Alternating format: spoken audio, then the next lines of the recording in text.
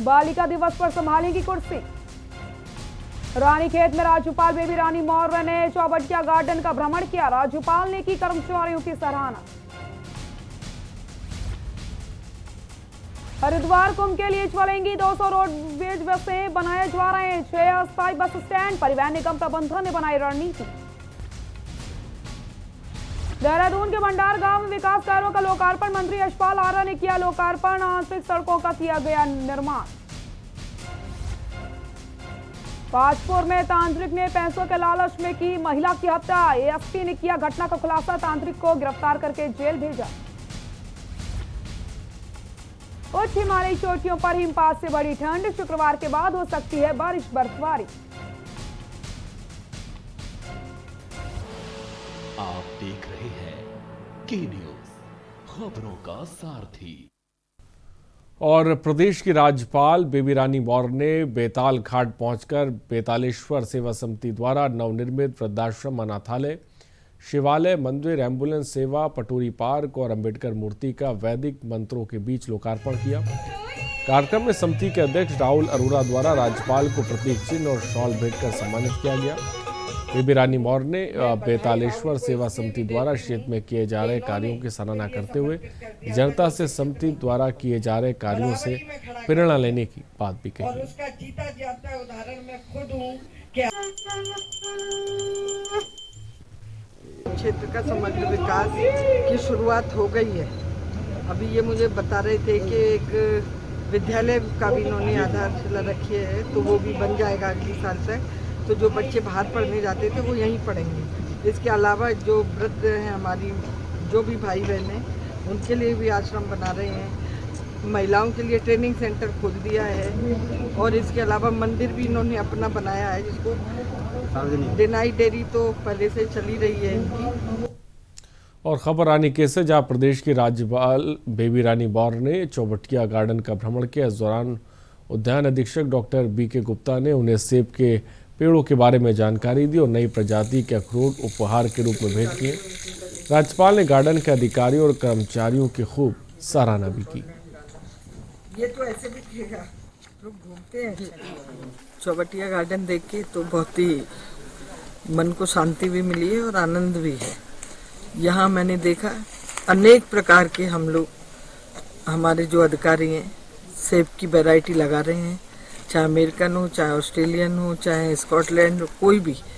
तो ये खुशी की बात है कि अब भारत के लोग विदेशी फल अपने देश में ही खाएंगे।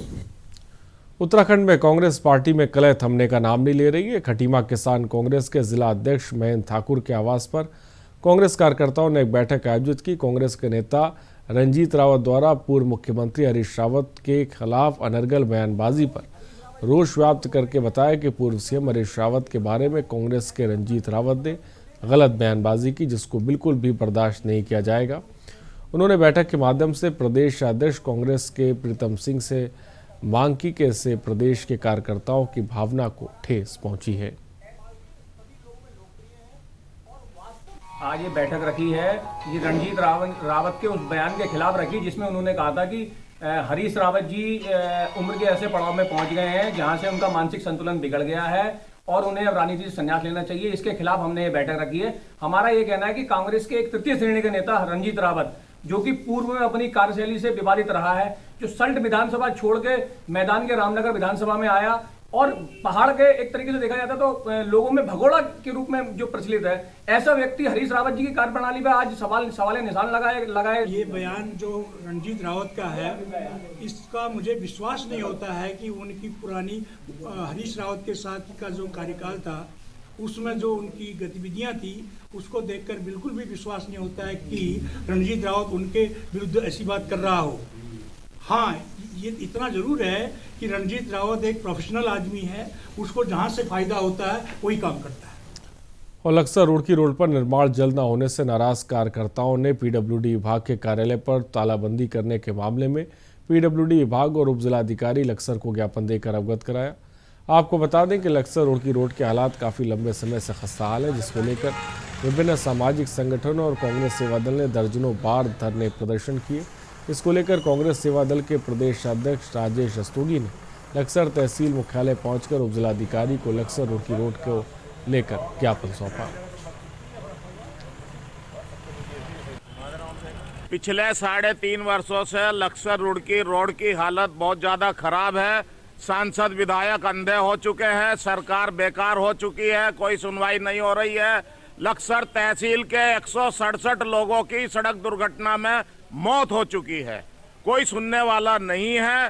कांग्रेस सेवा दल लगातार पिछले 1.5 वर्षों से धरना प्रदर्शन कर रहा है, लक्सर रुड़की रोड के निर्माण की मांग कर रहा है।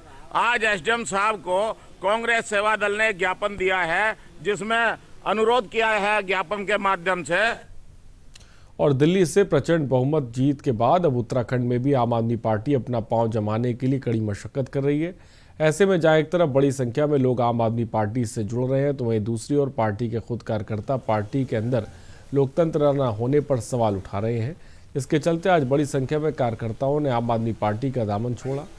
इसकी जानकारी देते हुए सेना के राष्ट्रीय अध्यक्ष प्रभात कुमार ने प्रेस वार्ता कर बताया कि आम आदमी सेना ने उत्तराखंड में भ्रष्टाचार के खिलाफ अपनी आवाज़ उठाई, जिसको लेकर आप पार्टी के कार्यकर्ताओं ने आम आदमी सेना पर अपना विश्वास दिखाते हुए सेना का दामन थामा है। देखिए, इन्होंने हम पे विश्वास किया है, आम आदमी सेना की नीतियों पे विश्वास किया है, इन्होंने लोकतंत्र पे विश्वास किया है। अब उत्तराखंड के लोग हैं, उत्तराखंड के लिए अगर विश्वास कर रहे हैं तो हम लोग ये वादा कर रहे हैं मीडिया के सामने उत्तराखंड से कि आम आदमी सेना भ्रष्टाचार के खिलाफ आने वाले दिनों में सरकार के खिलाफ, विपक्ष के खिलाफ जो नई दिल्ली से लोग दल बन के आ रहे हैं चुनाव लड़ने के लिए, सबके बड़े खुलासे करेगी और करते आई है। देखिए, वहाँ पर लोकतंत्र की कमी तो है, बहुत कमी है लोकतंत्र की। बिल्कुल रिमोट की सरकार है यहाँ पर जो चल रही है, जो चलाना चाह रहे हैं जिस तरह से यहाँ, उनमें खुद में कोई डिसीजन लेने का नहीं है ताकत उनके अंदर। जो भी है दिल्ली से फ़ोन होता है तो यहाँ काम होता है, ठीक है, अपने पैरों पे नहीं खड़े हुए हैं। और खबर देहरादून से, जहां मसूरी विधानसभा के भंडार गांव में विकास कार्यों का लोकार्पण किया गया। लोकार्पण मंत्री यशपाल आर्य ने किया। लोकार्पण समारोह में मेयर सुनील उनियाल गामा सहित मसूरी विधायक गणेश जोशी भी मौजूद रहे। मीडिया से बात करते हुए मंत्री ने बताया कि क्षेत्र में लगभग 4 करोड़ से ज्यादा लागत से बनी आंतरिक सड़कों का निर्माण किया गया है। लगातार विकास कार्यों को आगे बढ़ाने के लिए मसूरी विधानसभा क्षेत्र आगे बढ़ रहा है। मुझे ये कहते हुए बड़ा फख्र होता है कि माननीय मुख्यमंत्री जी का आशीर्वाद मुझे लगातार मिलता है, सभी मंत्रियों का। यही कारण है कि आप अगर तुलना करेंगे अन्य क्षेत्रों की तो बहुत बड़ी बड़ी योजनाएं हमारे क्षेत्र में आई है। जिस प्रकार पुड़कुल से मसूरी के लिए रोपवे बन रहा है, जिसकी लागत करीब 350 करोड़ है। मसूरी में टनल बन रही है जिसकी लागत 450 करोड़ है। एक पेयजल योजना 128 करोड़ की हमने पानी ला रहे हैं। और अभी एसपीए के माध्यम से इस क्षेत्र की करीब हमने 20 करोड़ से अधिक की सड़कें स्वीकृत करी हैं। मंसूरी विधानसभा क्षेत्र में जो कि माननीय विधायक गणेश जोशी जी का कार्य क्षेत्र है, विधानसभा क्षेत्र है, उसमें लगभग 4.5 करोड़ की लागत से विभिन्न योजनाओं का लोकार्पण हुआ है, शिलान्यास हुआ है और निरंतरता यहाँ पर बनी रही है। विकास कार्यों को लेकर विकास की दौड़ में मंसूरी विधानसभा क्षेत्र बहुत तेजी से आगे बढ़ रहा है।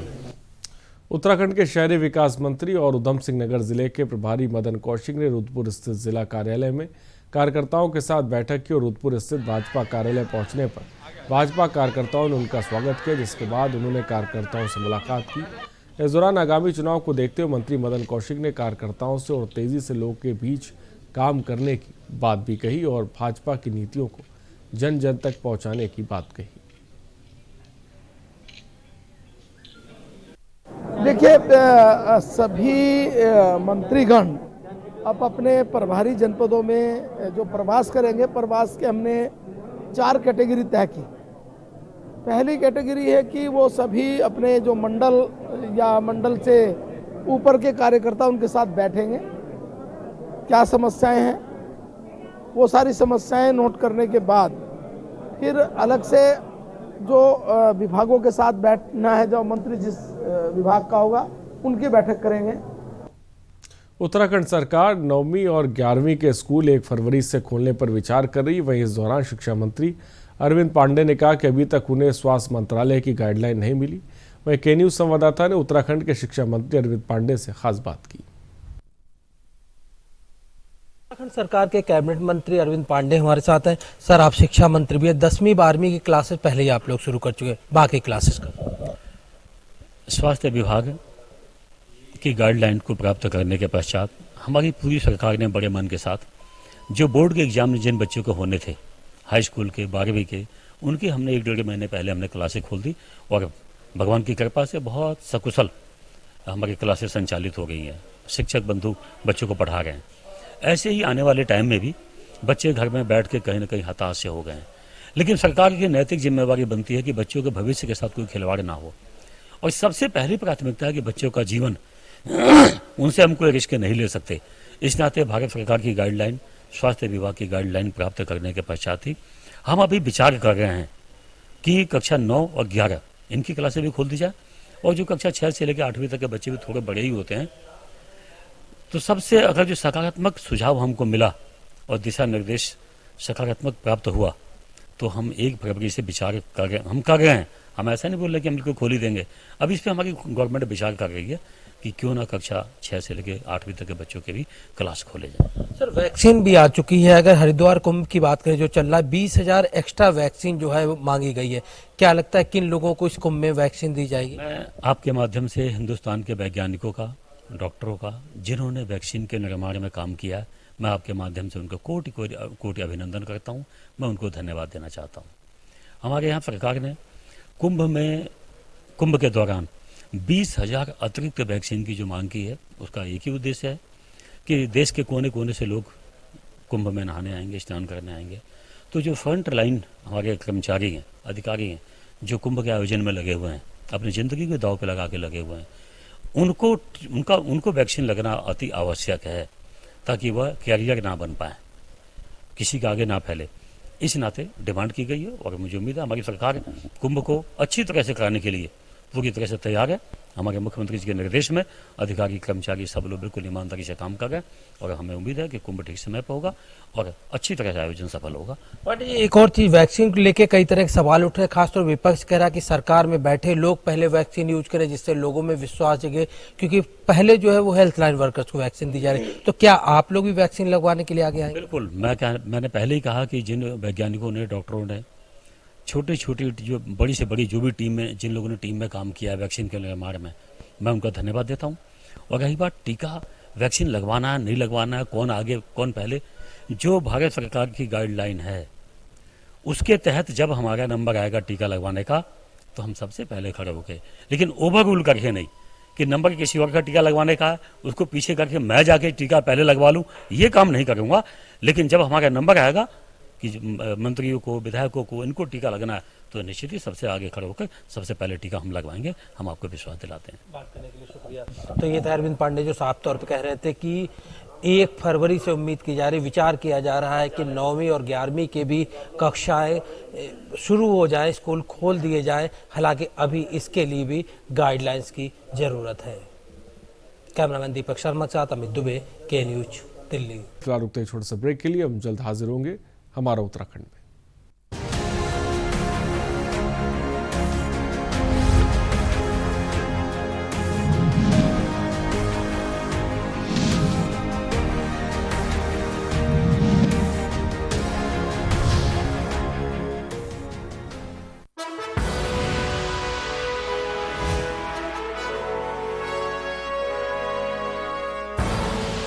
आप देख रहे हैं के न्यूज, खबरों का सारथी। हमारे साथ राजकुमार विश्वकर्मा जी हैं। कोई भी भर्ती निकलती है तो उसमें आरोप जरूर लगते हैं कि धांधली हो रही है। अपने लोगों को रोजगार देते हैं, लेकिन आपके पुलिस विभाग का इंफ्रास्ट्रक्चर ही नहीं ठीक है। आपके पास अपनी बिल्डिंग नहीं, किराए की बिल्डिंग में आप अपना ऑफिस चला रहे हैं। ना सिर्फ इंफ्रास्ट्रक्चर नहीं है आपके पास में, और जो स्ट्रेंथ है पोस्ट की वो भी आधी है। अक्सर भ्रष्टाचार के आरोप लग जाते हैं, तो भ्रष्टाचार को रोकने के लिए आप क्या कर रहे हैं? हम लोग बहुत ध्यान दे रहे हैं, अपने ऑफिसर्स जितने उनको टाइट भी किया हुआ है।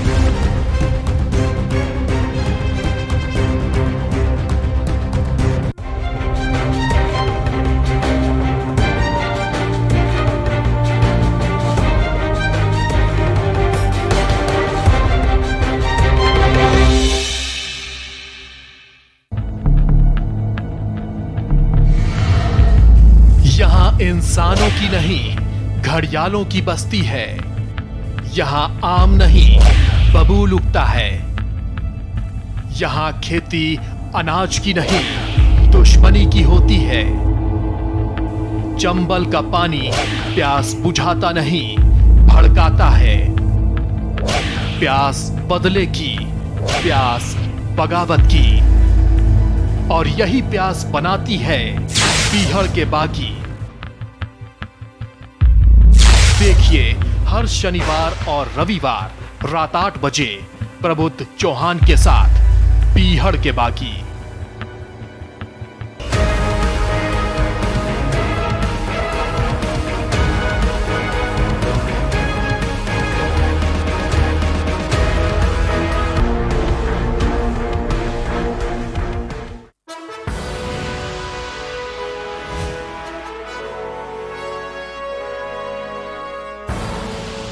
आप देख रहे हैं के न्यूज, खबरों का सारथी।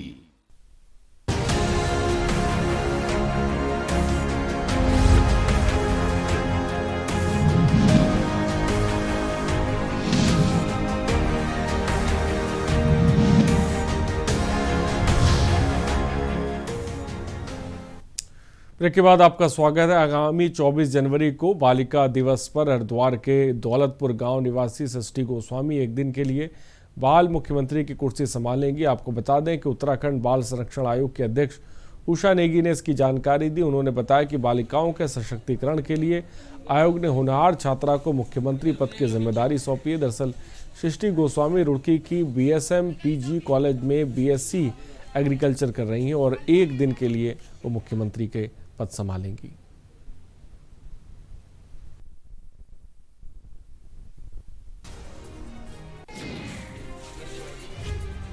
मैं उत्तराखंड बाल विधानसभा की मुख्यमंत्री हूं, जिसका गठन प्लान इंडिया, राज्य बाल संरक्षण आयोग व श्री भुवनेश्वरी महिला आश्रम द्वारा किया गया है। मुझे बहुत खुशी है कि मुझे एक दिन के लिए राज्य का मुख्यमंत्री बनने का अवसर बालिका दिवस पर मिला है। मैं इसके लिए उत्तराखंड के मुख्यमंत्री श्री त्रिवेंद्र सिंह रावत जी का हृदय से आभार प्रकट करती हूं। इस दिन विभिन्न विभाग मेरे सामने अपने कार्यों का प्रस्तुतिकरण करेंगे, जिसके बाद मैं उन्हें अपने सुझाव दूंगी। खासकर बालिकाओं की सुरक्षा से जुड़े हुए सुझाव मैं उनको दूंगी। सर, बहुत गर्व फील हो रहा है। बेटियां सब कुछ कर सकती हैं, बस उनका खुल के साथ दीजिए, उन्हें सपोर्ट कीजिए। बेटियां किसी से कम नहीं है। और इस दिन के लिए, इस अचीवमेंट के लिए सरकार का भी बहुत बहुत धन्यवाद। उन्होंने हमारी बेटी को इस लायक समझा। प्लीज़ किसी के भी कहने में ना आए, अपनी बेटियों को खुल के साथ दें। वो सब कुछ कर सकती हैं, उनके लिए कोई रास्ता बंद नहीं है। सब कुछ मुकाम हासिल कर सकती हैं, बस आपका साथ चाहिए उन्हें।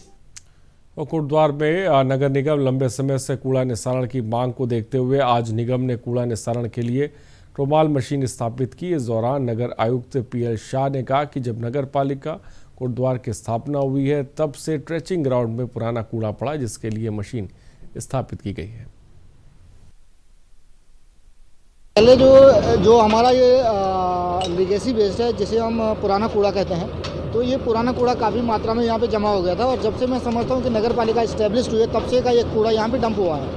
तो ऑनरेबल NGT का भी इसमें डायरेक्शन था और शहर में भी इससे प्रदूषण फैल रहा था।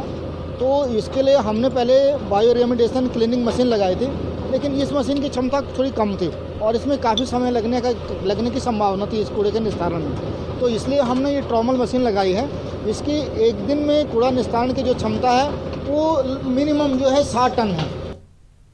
और सिडको सितारगंज रोड में बढ़ते सड़क हादसे के खिलाफ पूर्व विधायक नारायणपाल नगर पालिका अध्यक्ष हरीश दुबे, ब्लॉक अध्यक्ष कांग्रेस कमेटी करण जंग ने ग्रामीणों के साथ सड़क निर्माण की मांग को लेकर धरना शुरू किया। विधायक के सड़क जाम करने के कारण रोड के दोनों तरफ वाहनों की लंबी कतारें लग गई। वहीं पूर्व विधायक नारायणपाल नगर पालिका अध्यक्ष हरीश दुबे, ब्लॉक अध्यक्ष करण जंग ने आरोप लगाया कि सिडकुल रोड में स्टोन क्रशर खनन वाहन और टूटी सड़कों के कारण 2 साल के भीतर सड़कों में बहुत बड़ी तादाद में लोग हादसे का शिकार हुए। देने नहीं आए, धरना ही हमारा है। दूसरी बात ये आप समझ लीजिए कि इस ये धरना जो है ये गैर राजनीतिक जो है कि मंच पर आज धरना किया जा रहा है। और आप ये लगाइए कि यहाँ पर जब 5-5 दिनों में 9 परिवार उजड़ जा रहे हैं, 9 परिवार मर गए। और अब सारी गिनती अगर करेंगे इस रोड की तो 60 से ऊपर लोग ज़्यादा मर गए। उसके बाद भी जो यहाँ शासन सत्ता के लोग हैं, मैं बिल्कुल खुले शब्दों में कहना चाहता हूँ, जो शासन सत्ता के लोग हैं वो बेवकूफ़ बनाए जा रहे हैं हमको। और काशीपुर में एक महिला को पारिवारिक कलेश के उभरने के लिए तांत्रिकों का सहारा लेना इतना भारी पड़ गया कि तांत्रिक ने पैसों की लालच में महिला की हत्या कर दी। पुलिस ने हत्या के आरोपी को पकड़ने में सफलता हासिल की है। पुलिस ने आरोपी को गिरफ्तार कर जेल भेज दिया है। चलते हुए क्लिक मार दूंगे, चलते हुए बस चलते हुए। देखिए, दिनांक 17/1/21 को बॉडी मिसरवाला के नाले पे मिली थी। इसकी शिनाख्त करने पर इसका नाम Alka Johri, daughter of Abhay Kumar Johri, Vaishali colony ITI थाने की ये निकली। इसमें नेक्स्ट डे इसका पोस्टमार्टम कराया गया। पोस्टमार्टम में इसकी डेथ स्मोदरिंग से होना बताया गया। उसके बाद इसके भाई की तरफ से इसमें 302 का मुकदमा लिखा गया। शहरी विकास मंत्री मदन कौशिक रुद्रपुर पहुंचकर बीजेपी के जिला कार्यालय में बैठक की और बैठक में आगामी 2022 के चुनाव को लेकर मंत्रणा की। बैठक में जिले के पार्टी अधिकारी भी शामिल हुए। वहीं शहरी विकास मंत्री की बैठक में बीजेपी के 8 विधायकों में से रुद्रपुर विधायक की बैठक में पहुंचे।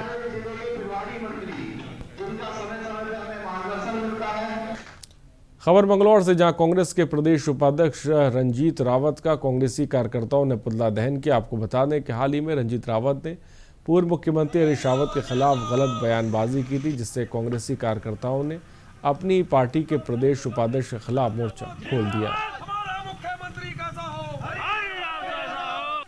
उपाध्यक्ष जो कार्यकारिणी में है रंजीत रावत जी पूर्व विधायक, उनका पुतला दहन किया है। और हाईकमान से खासकर जो हमारे प्रदेश के अध्यक्ष हैं श्री प्रीतम सिंह जी और प्रदेश प्रभारी जी देवेंद्र यादव जी, उनसे गुजारिश और रिक्वेस्ट भी करते हैं आपके मंच के माध्यम से हाईकमान तक कि ऐसे नेता को तत्काल पार्टी से बाहर किया जाए, इनके ऊपर अनुशासनात्मक कार्रवाई की जाए। से जहां कुछ दिन पहले उत्तराखंड के DGP समेत कई बड़े लोग ID फर्जीवाड़ा का शिकार हो चुके हैं, तो अब गढ़वाल IG अजय रौतेला के फेसबुक ID हैक होने का मामला सामने आया कि इस अज्ञात व्यक्ति ने उनकी ID हैक कर उनके दोस्तों और रिश्तेदारों से उनके नाम का फ़ायदा उठाकर पैसे मांगे। इसी तरह हैकर ने एडवोकेट अरुण भदौरिया से भी पैसे मांगे हैं। उनका कहना है कि उनको भी IG नाम से फ्रेंड रिक्वेस्ट आई थी और उस व्यक्ति द्वारा उनसे पैसे मांगे गए।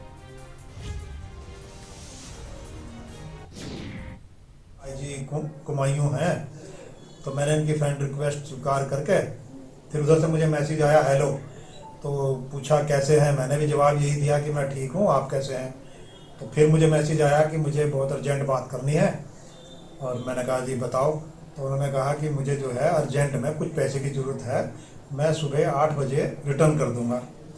तो आजकल जिला हरिद्वार में या और ज़िलों में भी पुलिस के द्वारा एक ये दिया जा रहा है कि कोई भी मैसेज इस प्रकार का आता है तो कोई भी आदमी किसी को पैसे आदि ना दे। तो मेरे दिमाग में आया कि ये फर्जी ID है। तो फिर मैंने जब चेक कराया तो वास्तव में पता लगा कि वो फर्जी ID थी। इस संबंध में मैंने जो है पुलिस अधिकारी अपने थाने में भी मैंने शिकायत वर्बली करी है फिलहाल। खबर हरिद्वार से, जहां कुंभ मेले की तैयारियां जोरों पर है। कुंभ मेला प्रशासन ने महामंडलेश्वर नगर बनाने की तैयारी शुरू कर दी है। चंडीघाट के पास गंगा नदी के बीच महामंडलेश्वर नगर बसाया जाएगा। वहीं रेत के खाली मैदान में सैंड आर्ट प्रतियोगिता कराने की भी तैयारी शुरू कर दी गई है। कंडीशन में है, मात्र यहाँ पे जहाँ तक भूमि तैयार करने की बात है, सिर्फ झाड़ी कटान का ही कार्य है, जो बड़े आराम से केवल 2 दिन में ही हो सकता है। और उसके बाद हमारी गौरीशंकर सेक्टर में बिजली का काम पहले से चल रहा है। आई वेल्स और ट्यूब वेल्स बहुत पास में है, तो पानी का संयोजन बड़ी आसानी से हो सकता है। तो इस एरिया को हम डेवलप करेंगे, जो पारंपरिक तौर से इसका आवंटन किया जाता है उस तरीके से इसका आवंटन करेंगे। पहले हम लोग प्लान कर रहे थे कि हम सैंड आर्ट कहीं पे किसी जगह सैंड आर्ट का एक अच्छा सा हम एक आयोजन करवाएं, और इसके लिए चंडी टापू में कुछ जगह तय की गई थी, वहाँ पे लेकिन सैंड काफ़ी कम है।